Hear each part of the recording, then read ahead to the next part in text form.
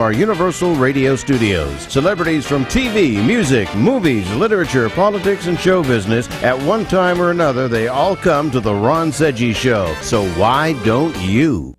I needed money 'cause I had none. I fought the law and the law won.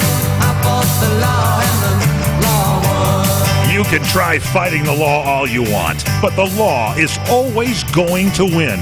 From politicians and celebrities to sports figures and business leaders, they're fighting the law. Now, here to sort out the nation's top legal news stories is America's favorite legal analyst, Royal Oakes. This is the Royal Oakes Show. Robbing people with a 6-gun. I fought the law and the law won. I fought the law and the law won. Hello and welcome, everybody, to another edition of the Royal Oakes Show. Here with my co-host, Ken Jeffries. Hi there, hi there, hi there, hi there. And, of course, joined by our actual host of the Royal Oakes Show by Skype from remote assignment in central Namibia, Royal Oakes.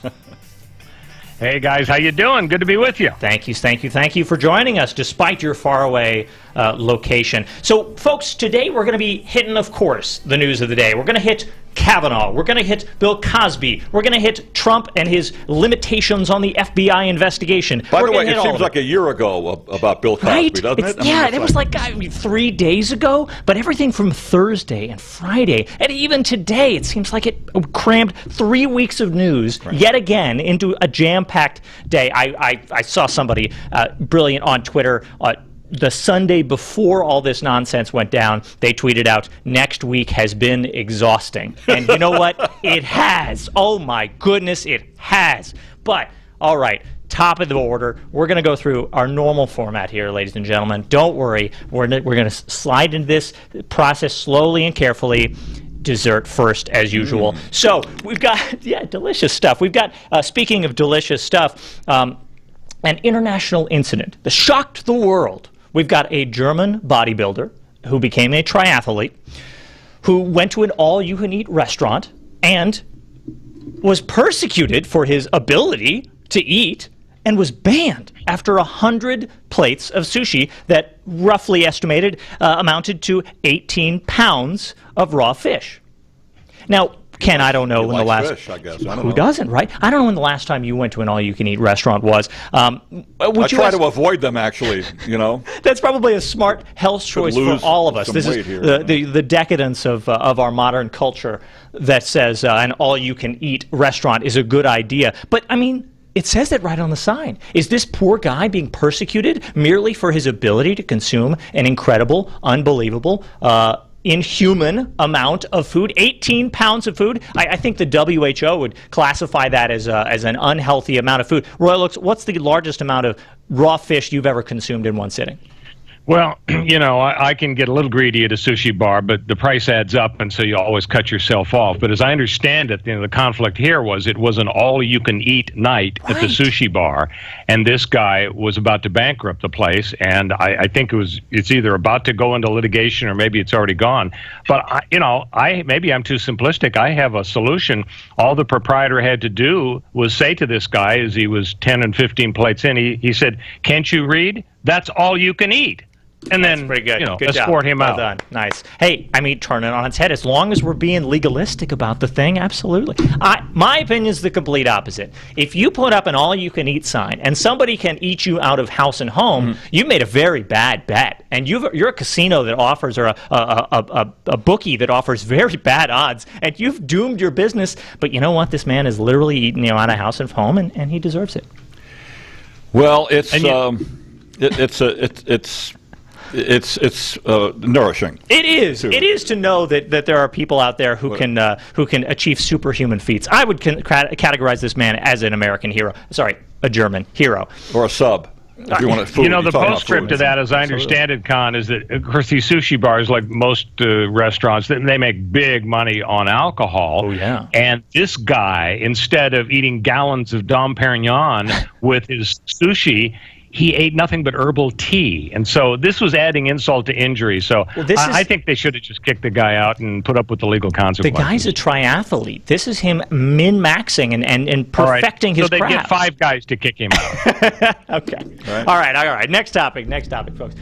We've got a school district here in the U.S. now, a more local story to bring it back home, that purportedly has a no-zero policy. Is this another example of liberal PC culture coddling our children? Oh, that's right, a zero grade, yeah. No zero grade. Right. So if you turn in no work, you get purportedly a 50%. 50% credit. Right. And a teacher who refused to abide by this policy apparently was fired over it. That's what she claims, at least. She was. Now, I have my own opinions on this, but I'd love to hear what you two have to say. Is this an example of America going down the tubes? We're handing out 50% grades for kids who refuse to turn in their homework assignments at all, Royal? Absolutely. This is clear evidence that we're going down the tubes. The administrators of the school that are coddling the children actually fired this lady. She handed out the homework assignments. She told them when it was due. She warned them. And then when they didn't hand it in, she had the audacity, the temerity to give them 0. And the administrator said, well, no, we've got a no-zero policy. It's got to be 50%. I don't get it. If you spell the word half right, then you get credit. It's idiotic for them to fire her. Now, she sent a nice letter to the kids. She said, bye, kids. Mrs. Tirado loves you and wishes you the best in life. I've been fired for refusing to give you 50% for not handing in You lazy slackers. Yeah, I mean, she's basically love Mrs. Tirado with a nice heart. And one of the kids wrote back, you showed me to be responsible for my work and the things that I do. I hope you don't forget me, one student wrote. So I think the administrators should be fired, and Mrs. Tirado should be made queen of the school. My perspective is the other way around. I think, and I respect where you're coming from on that. I see why you're saying that, absolutely. And obviously handing out grades for people who refuse to do any work does seem pretty bad. But I feel like our grading scale is kind of arbitrary. We kind of just decided that 100 was an A+, and a 0 and a 50 was an F. And I mean, maybe administrators, school districts, and maybe even individual teachers, maybe they should have control, but they should have the right to decide this is kind of a bizarre, archaic system. And how do you have the right to give them anything if they gave nothing to the poor teacher, Mrs. Tirado? Because, 0 credit is different than 50% credit, but 50% is still an F, right? You can still fail somebody without giving them a 0. Maybe the administrators just decided that these people don't deserve their average to be dumped all the way down to 0 for missing one assignment, and that they should cap that at 50 so that it doesn't prevent them from ever getting an A in the whole class or something. You're wrong, GPA breath. It's an old Johnny Carson Connor, reference. I would say this. Maybe this will help persuade you, because I know you have a progressive sensibility. Oh, very.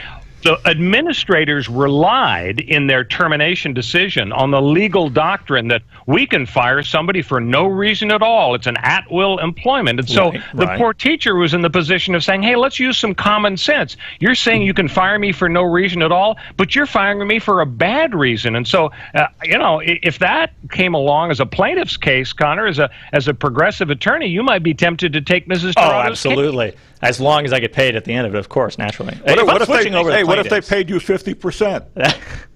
For no work, I'm in. Oh, for no work. Yeah. All right. One more of these puzzlers for you folks. You know what? I'll do the straight line and you do the punchline. Okay, sounds good. We'll do that. We got a Detroit food truck owner who made national headlines this week by saying, I'm not serving cops. And they wrote a bunch of statements in support of why they're doing this and explained it. But at first blush, that's a pretty shocking thing to do and say. I mean, business owners are generally, they love cops. It's like you give free coffee to cops so that they stop by your 7-Eleven and protect you. I mean, it seems like a vague sort of sense of a protection racket, but don't worry about it. This is a bold statement to say that I am so against law enforcement that I won't serve them in my food truck. What do you think, Ken? Do you think this is crazy talk? Do you think they should be allowed to do this? No, I think the owner should not. You can't. It's a discrimination thing. I'm not going to serve cops. What's in it? I'm not going to serve Catholics. This is actually why I come down on the other end of it, as usual on these things. As usual.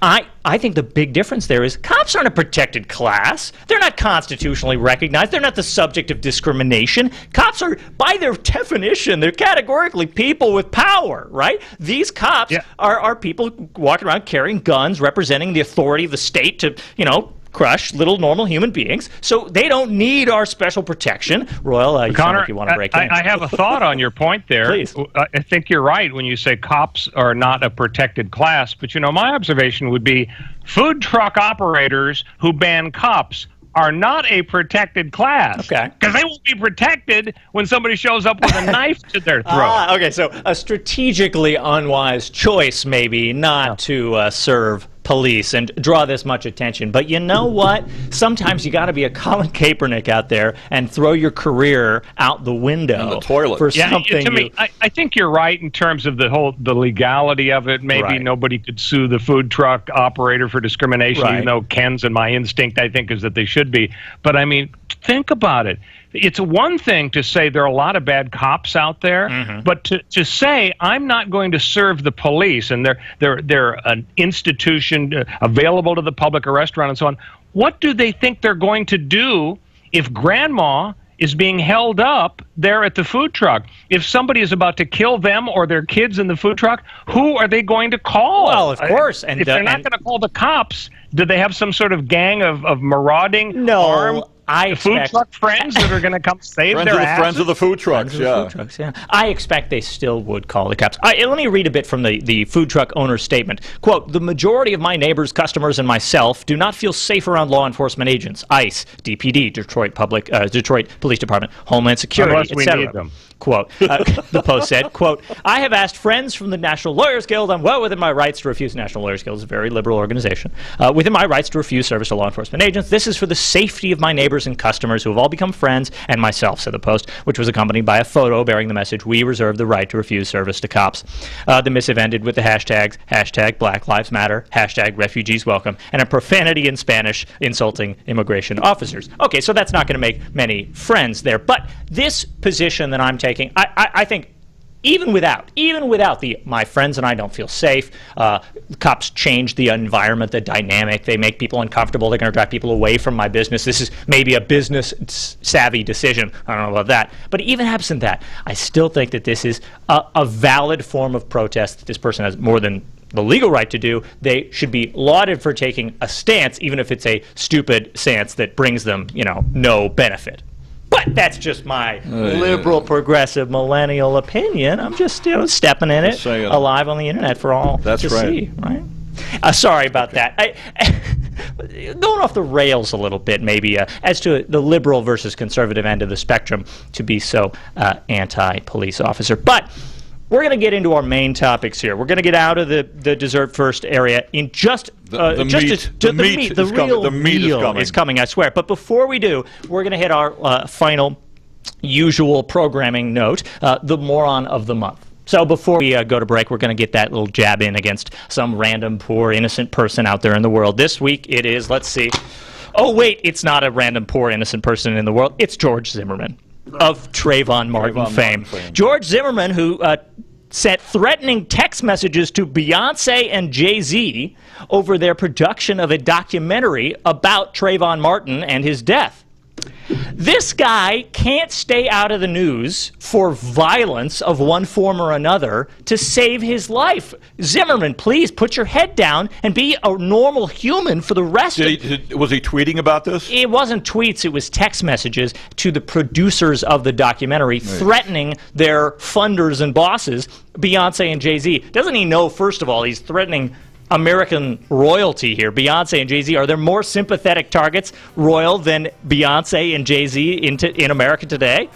Well, you have a good point, and also, I mean, talk about moron of the week for George Zimmerman. I think he might be a strong candidate for moron of the decade. This guy is a real jerk. It never he stops. should realize that he basically got away with murder, and now he should keep his nose clean. He should stay under the radar. It's like for him OJ. to come on like this is really inexcusable. He texted the producers, if they don't, figure out what's coming to them, they're going to end up inside a 13-foot gator.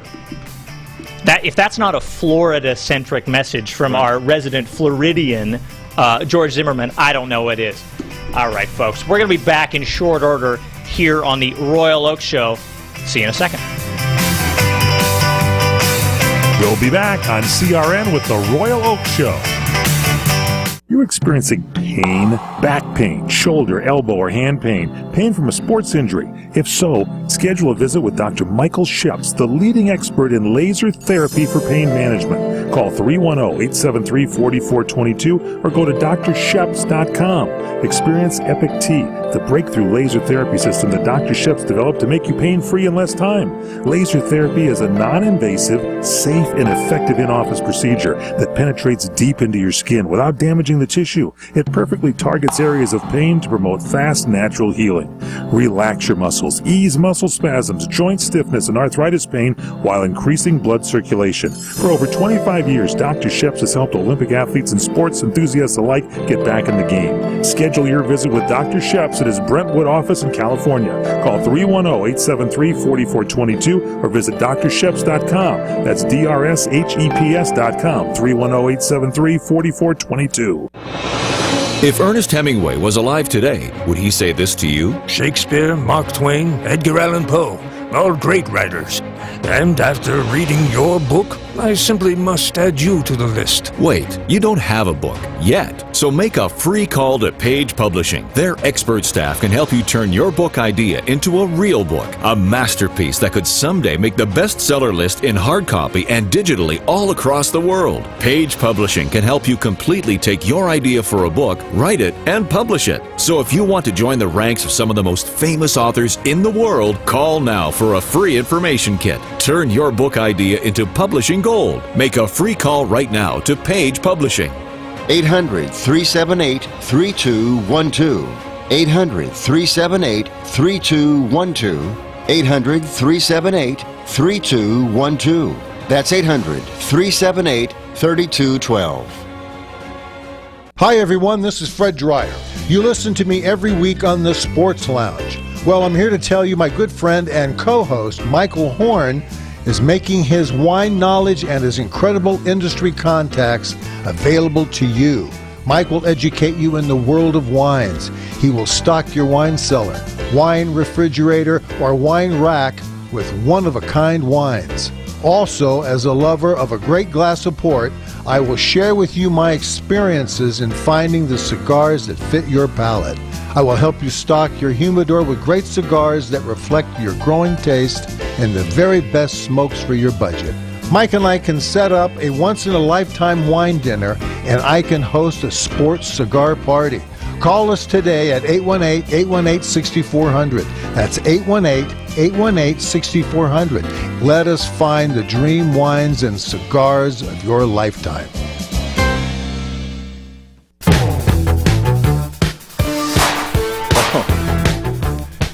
You can whip it. A classic. Not going there. No. Welcome baak to the Royal Oak Show, everybody. And we're going to get right into the top news of the day. We got a couple of things to talk about, primarily all related, of course, to Brett Kavanaugh and his confirmation hearings, and then the further examination hearings regarding Dr. Ford, and then him being examined. Another week of FBI probe. Oh, the and targeted now probe. How they're going to do this in about a week is I guess they've done it before. Hey, but they got the resources of the United States government behind them. They can do anything in a week. You can invade. You can commit. Go to Desert Storm in a week, right?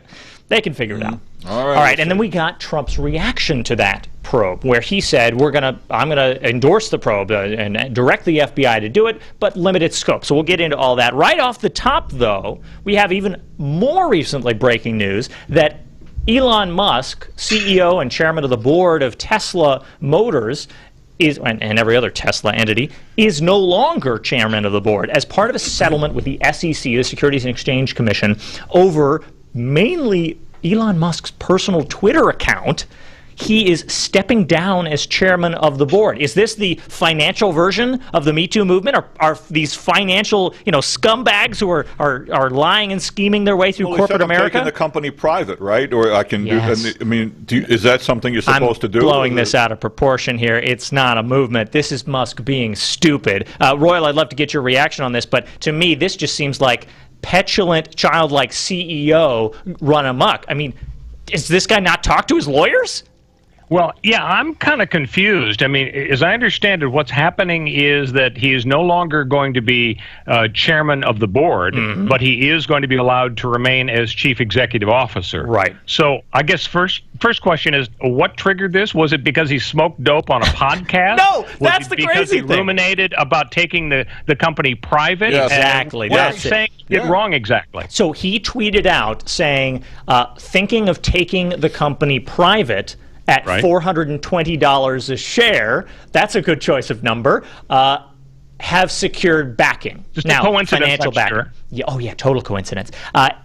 Turns out there was some calculation of the potential stock price of Tesla if backed by some Saudi investors, that took the stock price, or the price at which the Saudis were going to help fund if the company were to go private, at $4.19 and some cents. And he said, I'll round it up to impress my girlfriend, a musician named Grimes, with whom he has recently begun smoking a lot of marijuana. And he decided, I'm a CEO, and this is how I should make my business decisions. And yeah, the SEC said, first of all, you've overstated the value at which your potential company would be potentially valued for $20 instead of $4.19. Also, you can't go on Twitter and manipulate your stock price by making unfounded claims that the company's going to go private. You have to go through channels to announce these sorts of things. And now he's going to be paying for it to the tune of $40 million. And well, also I guess losing the his chairman. SEC knows best, but isn't it a little weird that he's not good enough to be chairman and CEO, but he is good enough to be CEO? I mean, what's the logic behind that, leaving him in a really big job? Very weird. I think maybe it might be something to do with, I mean, who knows, it's probably just sort of a middle ground concession that they arrived at in negotiations. But on the other hand, it might be a matter of him being a good CEO who can make business decisions on the ground and take the company in different directions as the company progresses in all its different ventures, and has proven his ability to do so.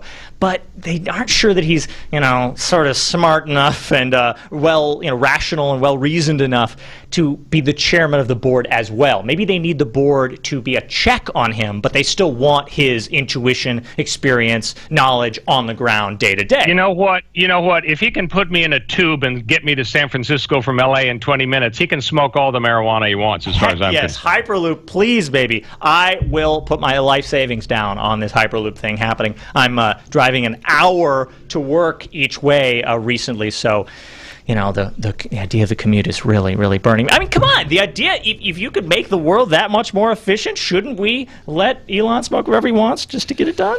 Isn't that worth it? Don't you think? You should just take a little, pass a little over here, just take a little hit of that. It's fine, don't worry about it. My business acumen here is kicking in. All right. So the big picture on this one is today, this week, is Brett Kavanaugh. And we'll get into the credibility war after the next break, because that's what this is. This is a fight over the credibility of Brett Kavanaugh versus the credibility of Christine Blasey Ford. Period. You have to believe one or the other. They're mutually exclusive. The Ed Whelans of the world notwithstanding. But the real question is, what is Trump going to allow the FBI to do? Do you think that Trump should be hands-off, or do you think Trump should at least leverage some influence and say, limit this? He tweeted about an hour ago, he said the investigation might be a blessing in disguise. What does that mean in Trump talk? Trump, I have never understood a tweet less than that one. How could this possibly be a blessing in disguise for you? Maybe it's a blessing in disguise for your political opponents who can take advantage of it. But I just can't imagine. I mean, the guy hopefully will be subject to the scrutiny he truly deserves to be subject to, and we'll get to the bottom of all of this. And we'll get to the bottom of this subject in 5 minutes. The Royal Oak Show. Hello, friends. This is Mike Gary, co-host of The Lounge with Robert Conrad. Join Robert Conrad for a special live broadcast of The Lounge Thursday, November 1st at 4 p.m. This will be held at Angelo and Vinci's Restaurante in Fullerton, California. This is a once-in-a-lifetime fan event with Robert Conrad. For more information, go to crntalk.com/Conrad event. That's crntalk.com/Conrad event. Can't wait to see you all on November 1st. When you really want Italian food, you have got to get to Columbo's. Columbo's Italian Steakhouse and Jazz Club, Colorado Boulevard, Eagle Rock. It's that little neighborhood place you wish was down the street from you. What happened to summer? You turn around and it's gone. So what do? Solution. Either stop turning around or head on over to Columbo's and enjoy the most delicious steaks imaginable. Seafood that brings awe and wonderment to your happy little taste buds. Columbo family Italian recipes so special they're kept under lock and key at an undisclosed and secure location. Jazz every night and the world's greatest meatballs. Need I say more? Oh, but I will. Enjoy the summer and head on over to Columbo's Italian Steakhouse. Good Time Central. Columbo's, because it really is that little neighborhood place you wish was down the street from you. Columbo's. Mangia. Do you want to fly somewhere, anywhere in the world? Smart travelers call myflightsearch.com for the best deals on flight tickets. Going to Manila, Bangkok, London, how about Singapore? Call myflightsearch.com for the lowest flight tickets available. What about a local vacation? Let's say you want to fly to Vegas, Orlando, Miami, Los Angeles, or Denver. Pick up the phone and call myflightsearch.com right now. We have exclusive deals that you can't find anywhere else. The only way you can get these low airline prices is by calling us. We have so many low prices available, we can't possibly tell them to you right here and now. If you're flying somewhere anytime in the next 6 months and you want the lowest airline ticket prices anywhere, you owe it to yourself to save a ton of money. So pick up your cell phone and call myflightsearch.com right now. Call 800-445-3166. 800-445-3166. That's 800-445-3166. Call now. 800-445-3166. The following ad contains shocking material. Listener discretion is advised. Is someone in your family playing a dangerous game of Russian roulette? Over 43,000 people die a year from drug overdose. 120 people a day. 5 people every hour. 1 person every 12 minutes. 88,000 people die every year from alcohol abuse. Over 240 people a day. 10 an hour. 1 person every 6 minutes. Somebody you know may be next. Learn how to help someone you love get away from the drugs, alcohol, and bad influences. With the FMLA, people can take a leave of absence from their job and still keep it. Call Quit Drugs 321 now at 800-378-3315, 800-378-3315, 800-378-3315. That's 800-378-3315. Trying to sell your old car? Instead, donate your vehicle to Heritage for the Blind. Pickup is free and your donation is tax deductible. Just call 1-800-785-9618. Heritage for the Blind accepts cars, vans, trucks, and boats, whether they run or not. Call right now and receive a free 3-day vacation voucher to over 50 locations. Call 1-800-785-9618. Donate your car today. That's 1-800-785-9618. Let me tell you how it will be. Welcome back to the Royal Oak Show, everybody. And now we get to the real meal, the real deal. It's Brett Kavanaugh and his confirmation hearings and the following hearings where the senators alternately grilled him and coddled him through the process. And we had a matter of dueling credibility, right? We had a story told 2 different ways by 2 different people. And in my mind, it's impossible to believe both of them at the same time, though different theories have been floated. And I'd like to hear both your opinions on the way this goes. I mean, I have heard a lot of people say that we should believe women, and I absolutely am with them, and I'm 100% on that train. And I have heard a lot of other smart, credible people push back and say, I'm worried about what that means, and I don't know how to interpret that in every circumstance. Royal, do you have an insight on this, and where do you come down on the process of how should this thing proceed, given that this is the most important court probably on the planet? Well, it was a huge day, and Thursday was 9 hours of hearings, and I was with the ABC News radio the whole time, and so we did a little pregame, and then during breaks we'd talk about it. So I was forced to kind of have total immersion into this, and I had a couple of reactions. First, I thought Dr. Ford hit it out of the park. Yeah. She did sound credible. She did sound pained, and so she did a lot of good for herself. there are so many other accusers out there, like this Julie Swetnick or whatever her name is, and talking about Kavanaugh being complicit in gang rapes and so on. And her lawyer is Michael Avenatti. It doesn't seem like there's anything to that allegation, and it taints everybody else who has accused Kavanaugh as a result of her affiliation with Avenatti. Because let's face it, the guy has a bit of an axe to grind. If I were Ford, I would be livid. As good as she was, I got to say, Con, that Kavanaugh exceeded expectations. I mean, at the middle of the day, we're sitting around thinking, wow, they brought this fancy sex crimes prosecutor, Ms. Mitchell, in from Maricopa, Arizona, and I think the Republicans were hoping, oh, gee, we're going to get a twofer here. We won't look like bullies because we won't be beating up a victim. Let somebody else do it. And this lady, this sex crimes prosecutor, is going to, at the end of the day, lay this person out and show that she's a liar. I counted 0 lies, maybe half a lie. The whole cross-examination produced the fact that she said she's afraid of flying, and in fact, she wasn't afraid of flying because she's flying to French Polynesia and Hawaii and all over the world.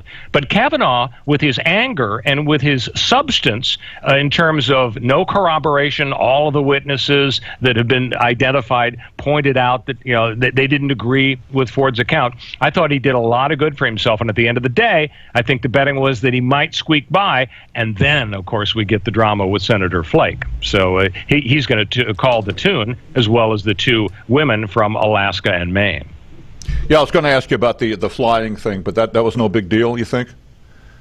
Well, I thought it was interesting that it made Ford look like she was a partisan, because remember, the whole deal for the Democrats is delay. We got to get past the midterms so that the red state Democrats will be safe voting against Kavanaugh. Or ideally, we've got to get past December, when in January, cross fingers, the Democrats will run the Senate and Trump won't be able to get anybody conservative approved. So for Ford to be complicit with the idea that when the Republicans asked her, would you please come to Washington so we can question you now? She said, no, I'm afraid to fly.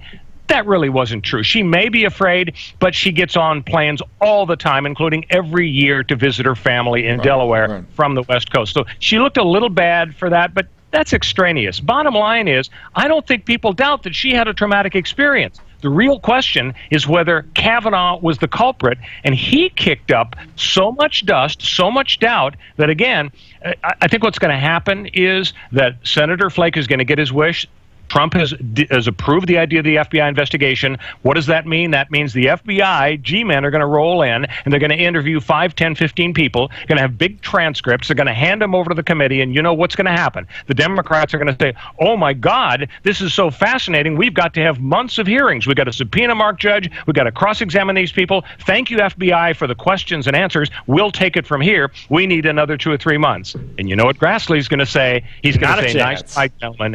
We're going to vote a week from today or tomorrow after chewing on the FBI transcripts. Yeah. And then either Flake is going to vote for Kavanaugh and Collins and Murkowski are going to vote for Kavanaugh, or they aren't. And if 2 of them say no, then Kavanaugh is toast. And then the interesting thing after that, guys, is going to be, what's the effect on the midterms? I think whoever loses, Democrats or Republicans, they're going to energize their base to the point where the big loser in the Kavanaugh fight pre-November 6th will be the big winner on November 6th, which, of course, is going to mean possibly the Senate going to the Democrats. I think most people are betting that the House will definitely go over to the Democrats. Ken, what do you think about that?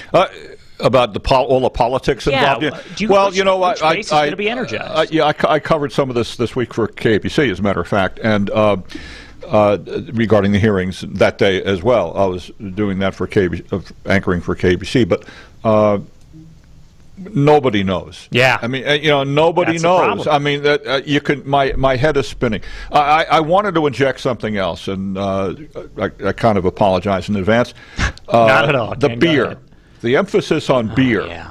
The word beer was mentioned 568,000 times, I think. Is that the official? Maybe exaggerating a little bit. Get the official score. Does any beer or alcoholism, perceived or not, against Kavanaugh, would that play a role at all, or is that absolutely or, this guy, or is that nothing at all? What do you think? In my mind, this guy may have exhibited anger, and righteous anger is the emotion that you would expect from somebody who was falsely accused. Right, he was very, very upset. But he really seemed to be playing for an audience of one. His audience was Trump, who watched the Fox News interview with Kavanaugh and his wife and said, this guy's not fighting hard enough. I need him to be more Trumpian and get out there and scream and yell and stamp his feet. And he did exactly that. Except what he did was reveal that his anger, in my view of watching it, his anger came from the wrong place. His anger didn't come from, I'm a good guy who's being falsely accused. It came from, I'm an entitled, petulant child who's never been challenged and never been put to the test and never had to answer for any of my actions. Right? Yeah, I got into Yale with no connections, as you say. I want to bring up something else, too, and I'm sorry for being all over the road with this. Yeah. And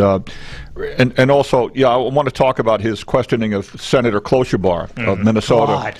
Of alcoholism and thing. Haven't you had a beer or whatever? Taken a drink? She said, and then she said, out? She said her father was an alcoholic, right? Yeah. And all of that. But also the issue with the calendars. Yeah. Who keeps a calendar from 1982? Definitely seem freakish. But really, that was so strange to me.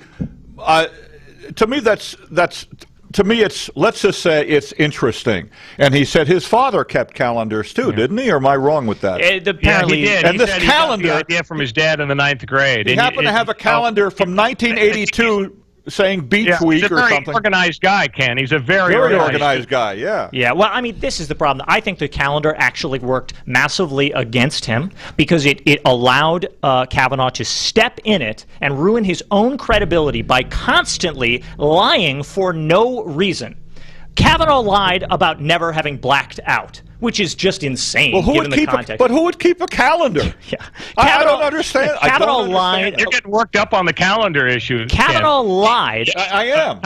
I think you put your finger on a good point, Connor, about the beer. I think we could call this Brewski-gate because the idea that a guy who clearly liked his beer and got drunk a lot, and he said he had a bad stomach, but, you know, he threw up a lot during the beer experiences. The idea that somebody would not have any kind of blackout and wouldn't have any memory, that's a problem for him. Completely implausible. I have to say I disagree with you on the issue about him coming across as a petulant child. Let's assume for the moment that he's innocent, just for fun, just for hypothetical issues. If he is innocent of attempting to rape this person, of being guilty of sexual assault, and he sees his whole life's work, his family's reputation, his family going down the drain, I can imagine that he would display the kind of anger. And when you when people attack him for his partisanship, well, by the way, Ruth Bader Ginsburg, sitting on the Supreme Court, attacks Donald Trump. But when he expresses partisanship, citing the Clintons and so on, what he's really doing is pointing out the truth of the matter, namely, the Democrats want to bring him down for their own political reasons. Now, I think that's right because he may be guilty, but if in his mind he's innocent, I can't fault him. I think being that a lot of people, but incredibly irate. Can I ask a question? Yeah. But yes, I am fixated on the calendar.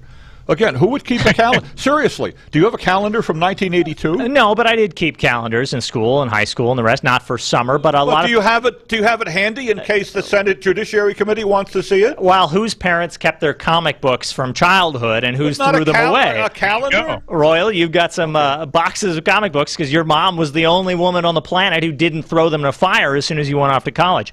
I can't get over his lies. We as lawyers know that the truism is the credibility of a witness is destroyed as soon as they start lying about inconsequential things because it indicates that they lie about everything. That is an absolute foundational part of our legal system, is the way we analyze people's credibility. This guy lied about never blacking out. There's no question about that. He lied about the definition of multiple words that appeared in his calendar and also in his yearbook, which, oh my God. And what some of those words meant by boofing. He says that means flatulence, which of course is ridiculous. It refers to ingesting alcohol in an unorthodox way in order to become very drunk very quickly.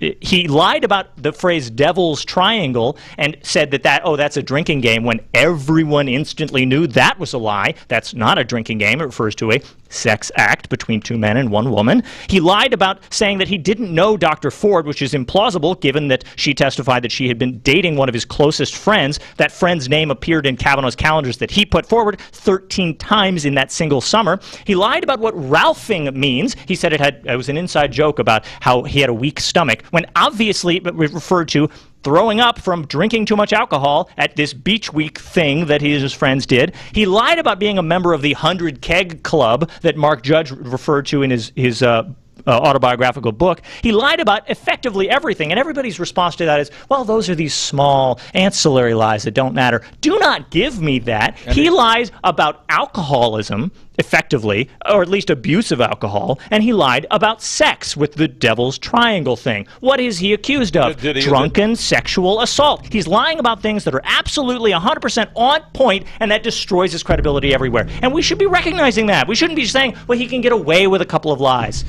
We're nitpicking over this one thing about a fear of flying that might or might not. Maybe she has a minor fear of flying that she gets over. She doesn't want to fly somewhere to do something traumatic, but she's willing to do it to see her family. That's not shocking to me. I think the best thing, though, he has going for him is the issue of corroboration, because when the 4 witnesses that were identified who could say, yes, he was there and this terrible stuff went on at the party, when it turned out that none of them could corroborate it and didn't know him or weren't there or whatever, I think that undermined the credibility a lot. And I think it fed in to his theme. You know, it's interesting.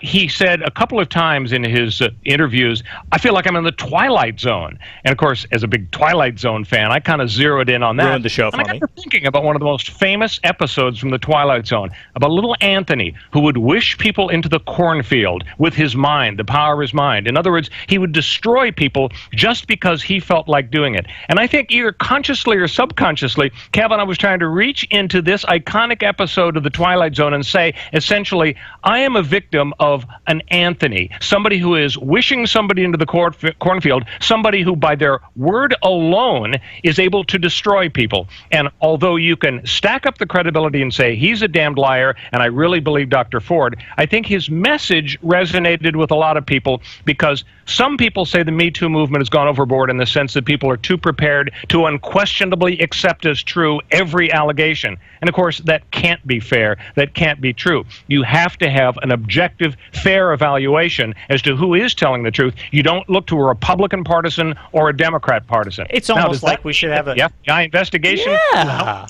To the fair point, I don't know. I'm 100% in agreement. We should have nonpartisans conduct an investigation in addition to having these sorts of hearings. Well, not that we should have these sorts of hearings at all. And the FBI is a great start. Now, Trump limiting that FBI is a serious problem. I think the corroboration point that you made is a good one, but I think that, unfortunately, it doesn't go quite as far as that. The people that Kavanaugh went up there and said corroborate his story, that say these events didn't happen, and he explicitly said that they said that these events didn't happen, didn't say that. They said, I have no information or I have no recollection. And you know what? That's in line with a sexual assault being a pivotal, life-changing moment for this woman, for the victim, and just another Saturday night, or Wednesday night, for these guys. Oh, my God, that too. Oh, yeah, we never drank on the weeknights. Oh, wait, look at my own calendar that shows us all getting together for skis during the week. Another lie. Oh, and the Renate alumnus in his yearbook. Well, that's not sexual braggadocio, slandering this woman and saying she's easy and that we've all gone on dates and probably had sex with her. That's a loving note that we put in there. First of all, what adult is in charge of this yearbook, people? Come on. How do they not have somebody saying this yearbook is full of disgusting frat boy BS that has to get excised immediately before some parent sees it? This Georgetown prep place seems like an Animal House waiting to happen. I cannot believe the culture. And he never really answered whether or not he was the so-called Brett O'Kavanaugh in judging. Bart. It's totally different. Bart Not Brett at all. O'Kavanaugh. I'm Bart sorry. O'Kavanaugh. You're right. The Bart O'Kavanaugh in that what was that? A book written by Mark Judge. How could you think that Bart O'Kavanaugh is Brett Kavanaugh? It's totally different. It has an O and an apostrophe. That person is obviously Irish or maybe Scottish. What did you guys think of the circumstances of Senator Flake changing his mind? You know Apparently, a woman approached him in an elevator. Yes. And through the power of her persuasion and her passion, she actually moved him from yes to yes with an asterisk? Yes with an asterisk, along with the help of Senator Coons, a Democratic senator with whom Jeff Flake has a very strong personal relationship, a friendship that has been fostered over years. They've traveled abroad together, and Flake said later that together, the woman in the elevator, who cornered him, and Coons talking to him, gave him this impassioned, speeches that said, you know, you got to change your mind on this. You got to come to the center and let the FBI take a look at this. And I think this. I don't think there's any way this happens if Flake isn't retiring in January. If he has a future in Washington that's controlled by these guys like Nutso Lindsey Graham and Mitch McConnell, who are going to hold his collar tight, then there's just no way that Flake takes any sort of stand at all. And that's what I'm worried about with Murkowski and Collins. That they are too held in check by these guys in Washington. More old white men. All right. Come back with us and join us for the final segment. The Royal Oak Show. Hey, Lorraine, do you realize that your mother, my mother-in-law, Chef Maria, has been serving Las Vegas since 1949? Yes, I do, Dennis. That's when she first met Howard Hughes, who fell in love with her cooking. And in 1955, she opened her first restaurant on Fremont Street. Yes, dear. And another great customer was Liberace. Wow. Then in 1962, while Frank Sinatra and the Rat Pack were causing global excitement on the Las Vegas Strip, your family opened their second restaurant. And in 1972, Elvis Presley began electrifying Las Vegas audiences and eating in our restaurants. You know, Lorraine, this is quite a town. There's only one Las Vegas. And there's only one Bootlegger Italian Bistro. Folks, when you're in Las Vegas, come visit us. We'll make you feel like you're part of our family. The Bootlegger Italian Bistro, conveniently located at 7700 Las Vegas Boulevard, South Strip. Visit our website at www.bootleggerlasvegas.com. Do you want to fly somewhere, anywhere in the world? Smart travelers call myflightsearch.com for the best deals on flight tickets. Going to Manila, Bangkok, London, how about Singapore? Call myflightsearch.com for the lowest flight tickets available. What about a local vacation? Let's say you want to fly to Vegas, Orlando, Miami, Los Angeles, or Denver. Pick up the phone and call myflightsearch.com right now. We have exclusive deals that you can't find anywhere else. The only way you can get these low airline prices is by calling us. We have so many low prices available, we can't possibly tell them to you right here and now. If you're flying somewhere anytime in the next 6 months and you want the lowest airline ticket prices anywhere, you owe it to yourself to save a ton of money. So pick up your cell phone and call myflightsearch.com right now. Call 800-445-3166. 800-445-3166. That's 800-445-3166. Call now. 800-445-3166. Still got those annoying critters? I'm talking bees and fleas, spiders, ants, roaches, bed bugs, and those disgusting rodents. Have you made that call to Dewey Pest Control yet? What's holding you back? Get rid of them, and I mean right now. When the heat brings them out, it's time to call Dewey, because Dewey knocks them down and keeps them out. Dewey's an 89-year heritage California family business with 32 offices statewide. Think you got those 24/7 wood-munching termites chewing up your house? Call Dewey right now for their free inspection. And all this month, get $89 off with a regular maintenance program. Call 800-209-0900. That's 800-209-0900. Just one call to Dewey does it all. 800-209-0900. Or get your free inspection online at DeweyRadio.com. That's Dewey, D-E-W-E-Y, DeweyRadio.com. Yeah, hello and welcome back to the Royal Oak Show. For our final segment here, we are joined by Sarah Mednick, our Showbiz Correspondent. Hello, Sarah. How are you? I'm good. How are you? Thank you so much for joining us. I'm doing great. I'm having a great time today. And we're going to have you commenting on all the showbiz issues of the day. Real quick, on our way out, we'll do Moron of the Month Part 2. Our Moron of the Month second vote is for the EasyJet passenger who told the staff on the airplane to F off, the whole word, and then said, "What do you think I'm going to do? Blow up the plane?" Ooh. At which point, of course, he was dragged off the plane. Everybody. Good night, and he's done. They drag him off. They do a seat-by-seat search, and the plane takes off 47 minutes late. Heck, I think he did these people a service. An EasyJet flight leaving 47 minutes after declared time is honestly a godsend. That's impressive. All right, so we've got George Zimmerman, perhaps moron of the decade, and we've got EasyJet passenger idiot wants to spout off and doesn't know about terrorism. Who's the bigger moron of the month, Ken? Both. Both. We got both. You know Sarah? what? Both. All right, Sarah. I would have to say both too. Yeah. Both two. Royal tiebreaker. Okay, George Zimmerman wins because the guy joked about the bomb. He saw the Ben Stiller movie with Robert De Niro, and he realized you can joke about a bomb and get away with it. You're right. So, Absolutely. He's not the idiot. You're right. George it is. All right. Sarah, so what have you got for us today in hot showbiz news? We've got Kevin Spacey again. My God. That guy just can't keep it. What has he done together. this time? He is under investigation again. He's actually being sued as well by a former massage therapist or masseuse. Good. A masseuse. Great. A male masseuse, Great. too, of course, because obviously that's what he goes for. Naturally. So Kevin was, I believe, the star of a recent film called Millionaire Boys Club that opened to a resounding opening weekend, I believe contractually required to put the film in theaters for Kevin. I believe the opening weekend total for ticket sales was $252. Yeah.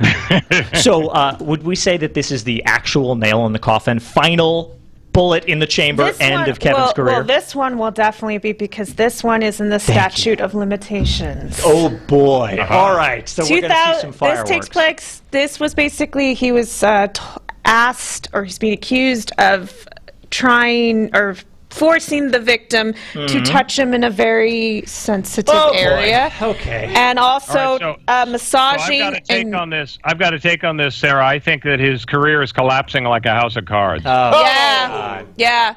How has no one said that for years now? Right?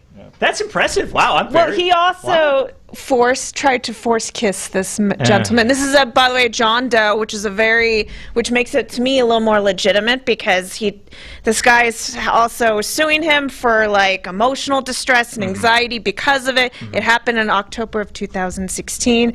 He filed charges on the 27th. So last week, or this week actually, 27th, and LAPD has not made any comments yet. This happened in a house in Malibu. Well, we'll see. Maybe this is the one that actually takes him down, or heck, sends the guy to jail. Who knows? Yeah. So we got Saturday Night Live coming up, a controversial episode. Kanye West is going to be hosting, if that's right. The bipolar Kanye West, Oh, yes. Kanye. Oh, Kanye. So wrong about everything ever.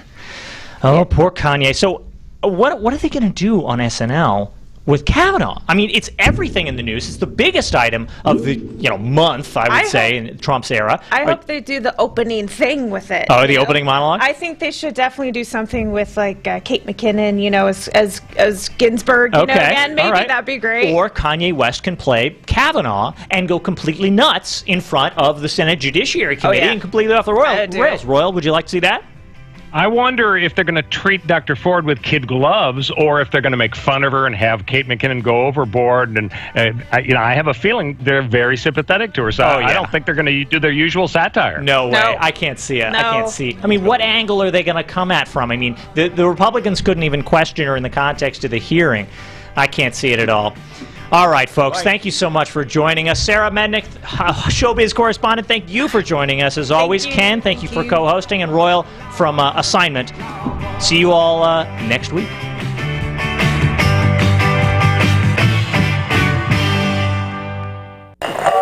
Which was most appropriate because that was your theme. Are you tired of hearing your favorite talk radio show sound like this? What if you could hear your favorite shows in crystal clear, high-definition digital sound? Well, with CRN Digital Talk Radio's 6 channels of high-definition radio, you can now hear all of your favorite hosts like you've never heard them before in CRN HD. The difference is amazing. Catch your favorite political hosts like Dennis Prager, Tom Hartman, Barry Farber, and so many more. Entertainment and lifestyle programming like The Robert Conrad Show, The What's Cooking Show, and The What's Cooking on Wine Show, all in true CRN HD audio. Sports, business, travel, food, wine, politics, there is